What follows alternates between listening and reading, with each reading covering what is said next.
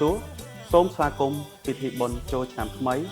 ប្រពៃណីជាតិឆ្នាំម្សាញ់សប្បុរស័ក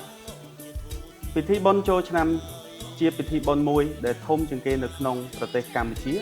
ដែលប្រជាជនខ្មែរយើងតែងតែប្រារព្ធធ្វើឡើងជារៀងរាល់ឆ្នាំដើម្បីចូលរួមអបអរសាទរពិធីបុណ្យចូលឆ្នាំថ្មីប្រពៃណីជាតិខាងមុខនេះសាលាអន្តរជាតិ Forest Hill នឹងរៀបចំកម្មវិធីសង្ក្រាន្តនៅថ្ងៃទី11 ខែមេសាឆ្នាំ2025សម្រាប់សិស្សានុសិស្សរបស់ខ្លួនកម្មវិធីសង្ក្រាន្តនេះមានគោលបំណងផ្ដល់បរិយាកាសរីករាយកម្សាន្តដល់សិស្សានុសិស្សជាពិសេសដឹកនាំសិស្សានុសិស្សឲ្យចូលរួមនិងថែរក្សា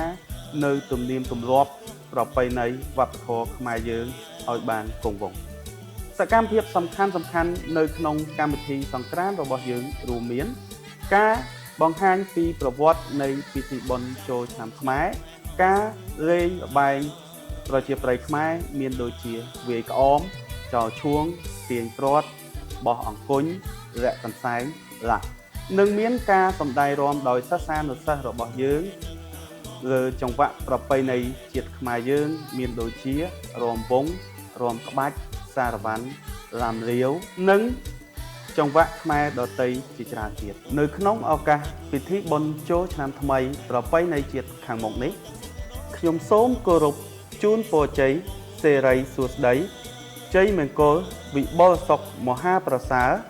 សូមទទួលបាននៅសុខភាពល្អបរិបូរណ៍កម្លាំងខ្លាំងក្លាប្រាជ្ញាជ្រះវៃជោគជ័យគ្រប់ភារកិច្ចនិងសូមមានសុភមង្គលជានិច្ចនិរន្តរ៍សូមអរគុណ